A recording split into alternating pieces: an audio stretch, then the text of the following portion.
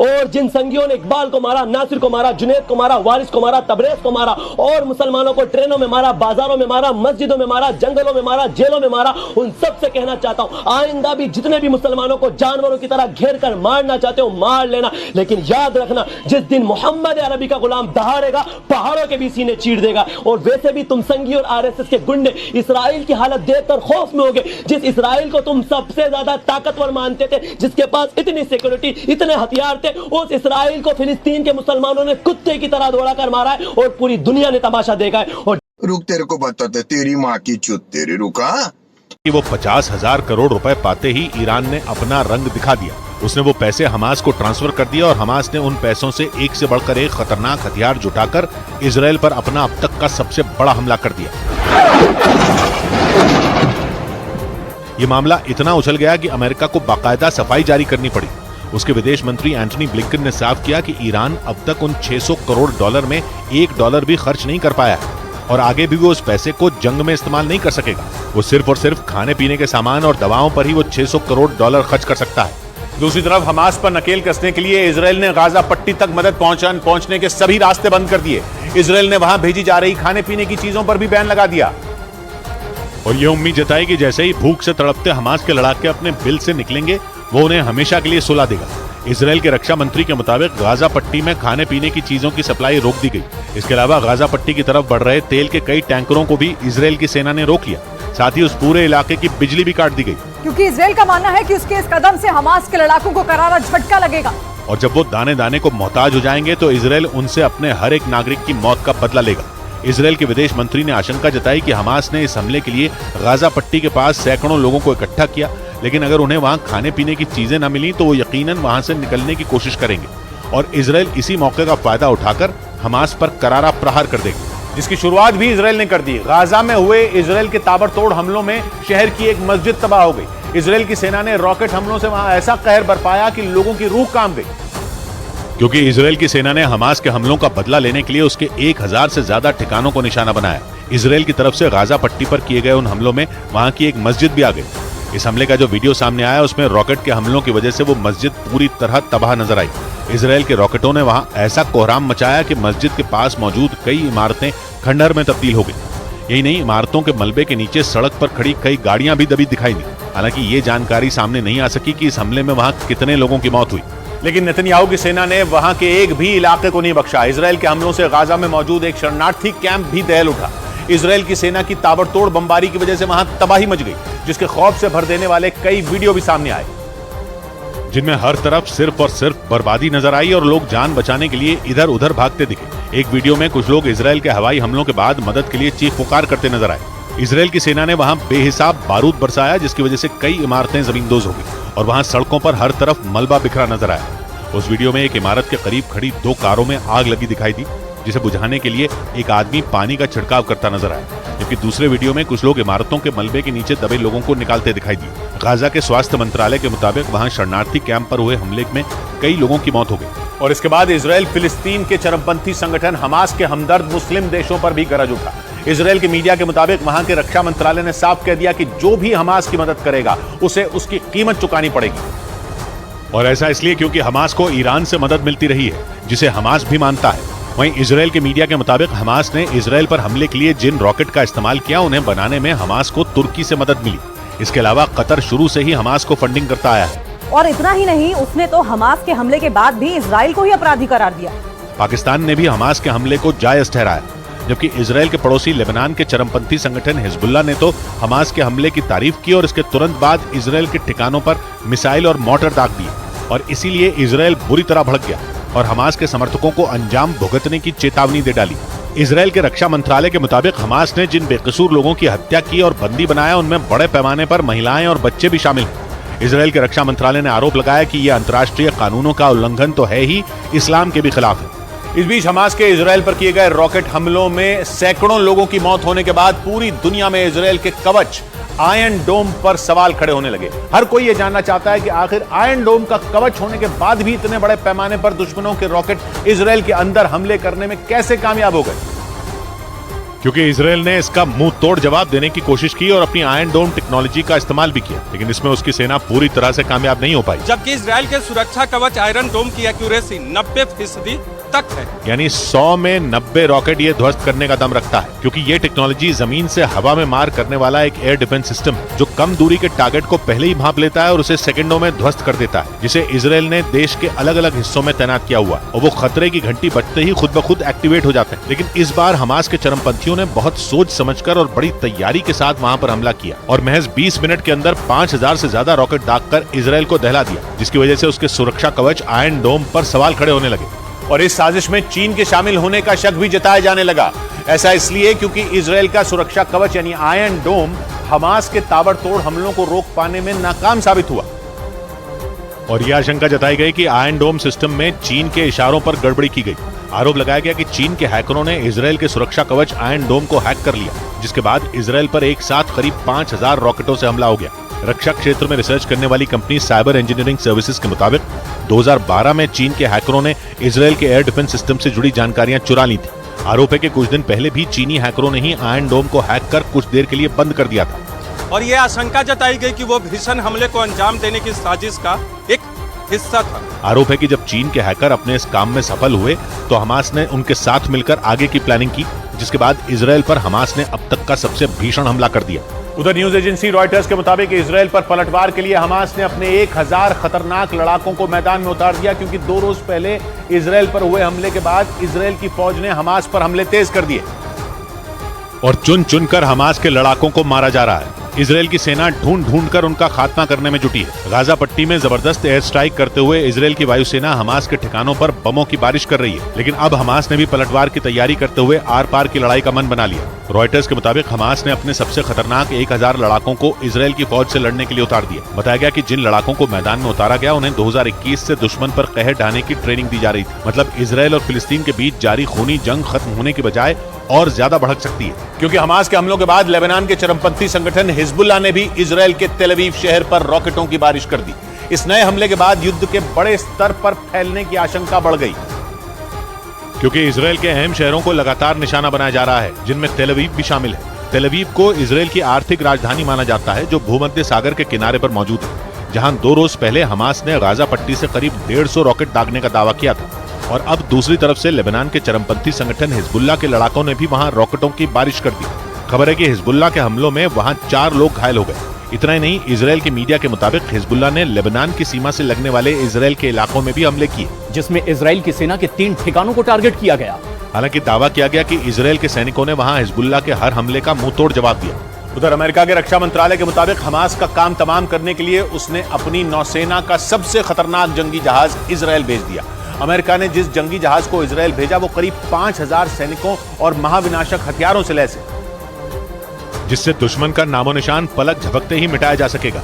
या यूं कहें कि फिलिस्तीन के कट्टरपंथी संगठन हमास से निपटने के लिए इस समय इजराइल को जिस तरह की मदद की सख्त जरूरत थी, अमेरिका ने वही भेज दी।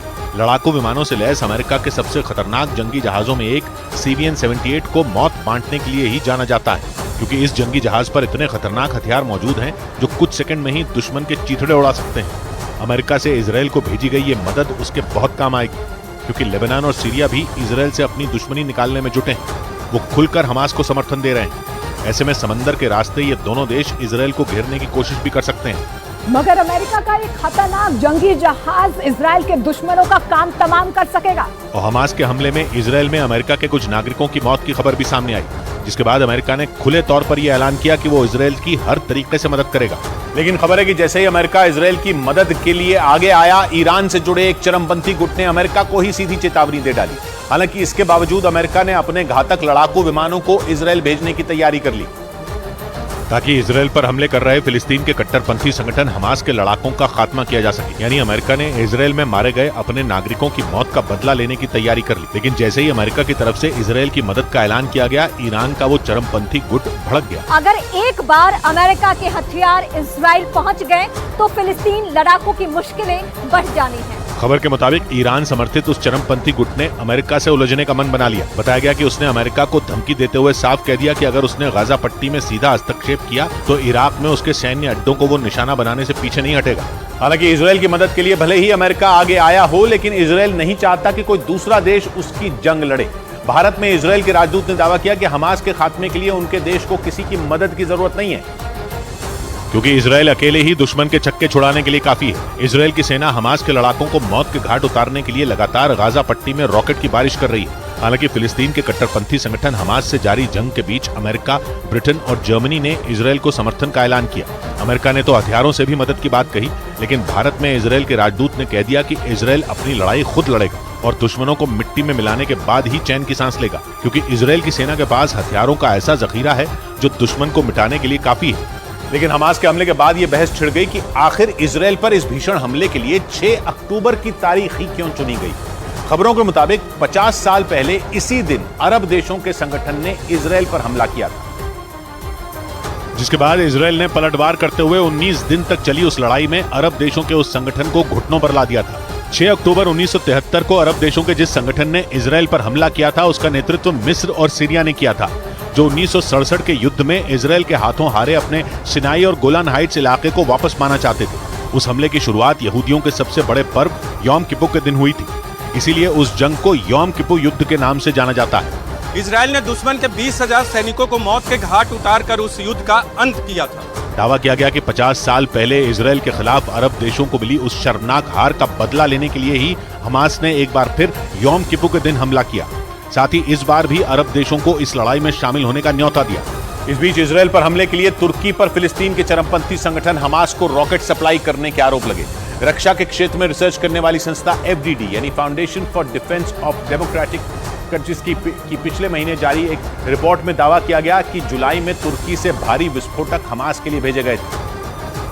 और इसी बीच हमास ने इजराइल पर रॉकेट की बारिश करके पूरी दुनिया को चौंका दिया। हमास ने चंद मिनटों में इजराइल पर 5000 रॉकेट दागने का दावा किया, जिसने इजराइल को संभलने तक का मौका नहीं दिया। FDD की रिपोर्ट में दावा किया गया कि हमास के पास इतनी बड़ी संख्या में रॉकेट और विस्फोटक होने के पीछे तुर्की का हाथ है। FDD की उस रिपोर्ट के मुताबिक जुलाई महीने में तुर्की से गाजा पट्टी करीब 16 टन विस्फोटक सामग्री भेजी गई थी, जिसे इजराइल की सेना ने बीच रास्ते में पकड़ लिया था। और लैब परीक्षण में वो विस्फोटक अमोनियम क्लोराइड पाया गया, जो रॉकेट के विस्फोटक के तौर पर इस्तेमाल होता है। बड़ी बात यह कि हमास के पास इतनी बड़ी संख्या में रॉकेट और विस्फोटक होने के पीछे अमेरिका के नेतृत्व वाले सैन्य गठबंधन नेटो के सदस्य तुर्की को बताया गया, जबकि तुर्की इजराइल से अपने संबंध सुधारने का भी ऐलान कर चुका है। उधर न्यूज एजेंसी रॉयटर्स के मुताबिक इजराइल तुर्की पर बुरी तरह भड़क गया।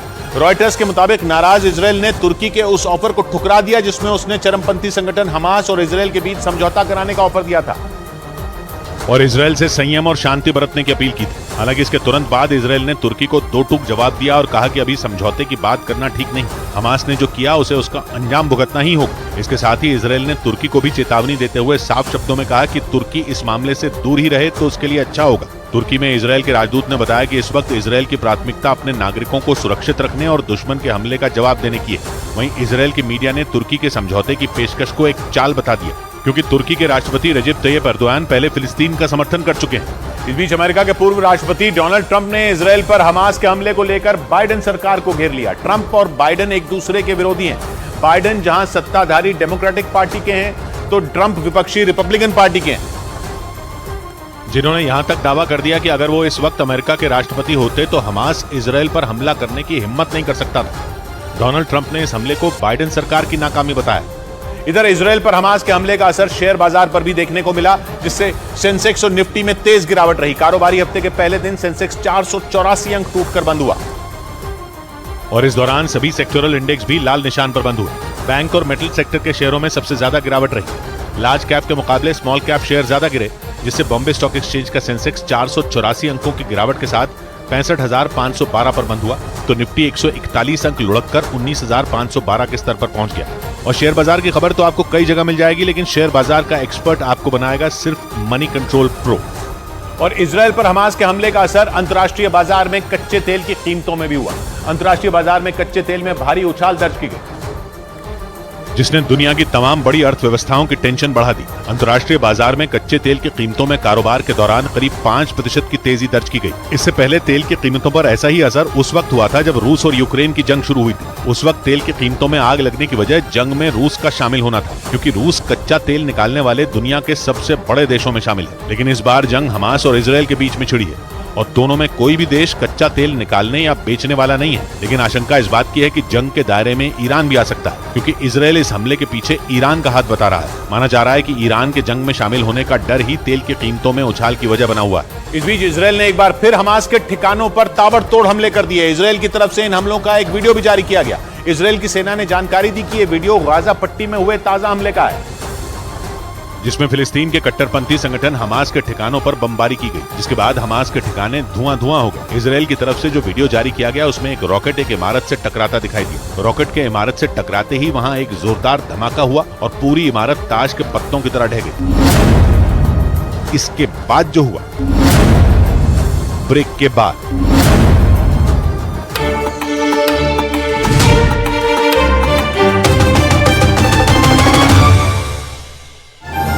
देश के सबसे बड़े मंच पर सबसे बड़े चेहरे नितिन गडकरी, पीयूष गोयल,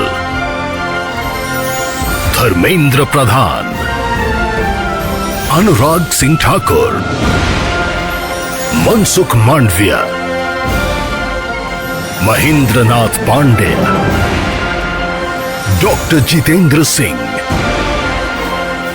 अमान अली बंगश, अयान अली बंगश, अमृत रत्न। कल दिन भर सिर्फ न्यूज।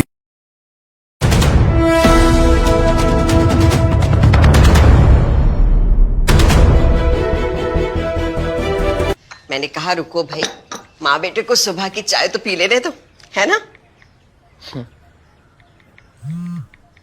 अरे माँ, आप मुझे फोन कर रही हो? तो और क्या करूं?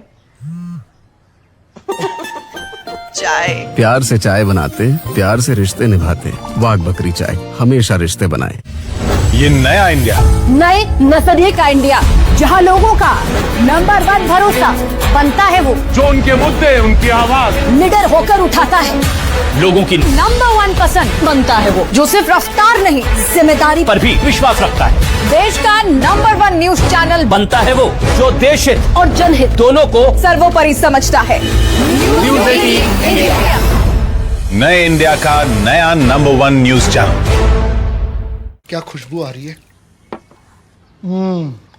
ऑफिस के बाहर तुम्हारी ये वाली चाय 200 रुपए में बिकेगी, पता है?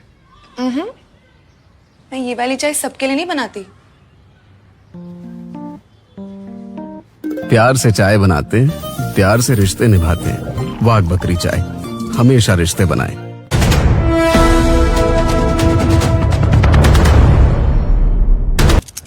New fan, you know it's very powerful.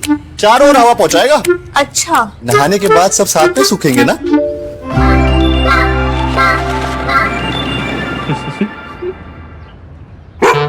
Finolex boomerang ceiling fans with stylish new age designer blades. No stress, Finolex. तेल अवीव की सड़कों बल्कि ग्राउंड जीरो पर पहुंची न्यूज़ 18 की टीम के सामने ही तेल अवीव के एयरपोर्ट पर भी बम धमाके हुए। वहां मिसाइल हमलों के अलर्ट के बाद अफरा तफरी का माहौल नजर आया और लोग काफी डरे हुए दिखाई दिए, क्योंकि धमाके की जो आवाज सुनाई थी वो आसपास के इलाकों से आई, जिसके बाद वहां हमलों की चेतावनी के सायरन बजने लगे।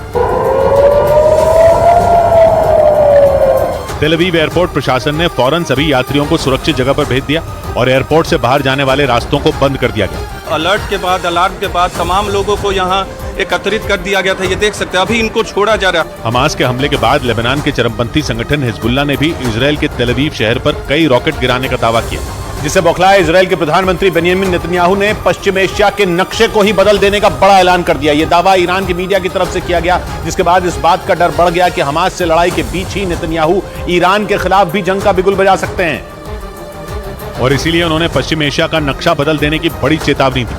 उनकी इस धमकी के बाद यह माना जा रहा है कि उनके निशाने पर सीधे सीधे ईरान है, क्योंकि इजरायल का आरोप है कि ईरान की मदद से ही हमास ने उस पर इतना बड़ा हमला किया, क्योंकि हमास के पास न तो इतनी ताकत है कि वो कुछ ही घंटों के अंदर इजरायल पर 5000 से ज्यादा मिसाइल और रॉकेट दाग सके, और इजरायल का आरोप है कि ईरान की मदद से ही कई महीनों से हमले की प्लानिंग की जा रही थी।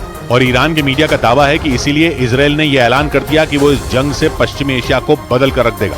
मतलब ये जंग लंबी खिंचने वाली है, क्योंकि जानकार बताते हैं कि इजराइल हमास के बहाने उसके सहयोगियों को तबाह करने के मूड में है। इसीलिए नेतन्याहू ने देश को संबोधित करते हुए ये ओंकार भरी कि हमास और उसके साथियों को इसकी बड़ी कीमत चुकानी पड़ेगी। इजराइल ने जो कसम खाई वो उसे किसी भी कीमत पर पूरा करने के लिए अड़ गया है। इजराइल के प्रधानमंत्री साफ ऐलान कर चुके हैं कि इजराइल पर हमला करके हमास अपनी मौत को न्योता दे चुका है, क्योंकि अब इजराइल वेस्ट बैंक की तरह गाजा को भी अपने कब्जे में लेकर रहेगा और वहां से हमास का नामो निशान मिटाकर रख देगा। इजराइल जो बोलता है उसे पूरा करके रहता है, इसलिए इजराइल के 1 लाख सैनिकों की फौज गाजा पट्टी में घुसकर हमास के लड़ाकों की बलि लेने के लिए तैयार बैठी है। सामने आई तस्वीरों में इजराइल के भारी भरकम टैंकों और बख्तरबंद गाड़ियों की टोली भी तेजी से गाजा पट्टी से लगने वाली सीमा पर जाती नजर आई। मतलब साफ है कि इजराइल का इरादा अपने एक एक नागरिक के खून का बदला लेने का है, जिसके लिए वो गाजा पर सिर्फ आसमान से मिसाइलें बरसाकर ही हमास का काम तमाम नहीं करने वाला, बल्कि वो गाजा के अंदर एंट्री करके हमास पर सर्जिकल स्ट्राइक करने की फिराक में है। क्योंकि फिलिस्तीन के कट्टरपंथी संगठन हमास के सबसे बड़े हमले से पहले इजराइल ने गाजा में भयंकर जंग की शुरुआत कर दी। उसने हमास के खात्मे के लिए पूरी ताकत झोंक दी। इजराइल ने साफ कर दिया कि इस बार वो हमास का खात्मा करके ही रुकेगा और इसीलिए उसने गाजा की बर्बादी की कहानी लिख डाली। इजराइल के हमले की वजह से गाजा में 400 से ज्यादा लोगों की जान जा चुकी है, क्योंकि इजराइल की सेना ने ना दिन देखा ना रात और गाजा पर रॉकेटों की बारिश कर दी, जो हमास के कब्जे वाले गाजा शहर पर मौत बनकर बरसे। हमले की जो तस्वीरें आई उन्हें देखकर लगा कि इजराइल बिना रुके मिसाइल दाग रहा है। एक इमारत पर तो एक के बाद एक कई मिसाइलें गिरी, जिसके बाद ऐसा धमाका हुआ कि कान के पर्दे फट जाएं।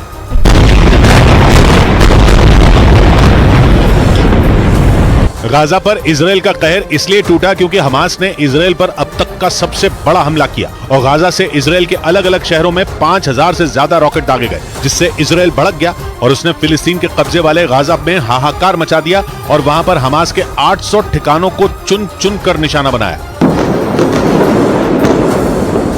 इजराइल की मिसाइलें और रॉकेट लगातार गाजा की इमारतों पर गिरते रहे और धमाके होते रहे, जिससे उठने वाला धुआं इजराइल और फिलिस्तीन के बीच चल रही भयंकर जंग की गवाही देता नजर आया।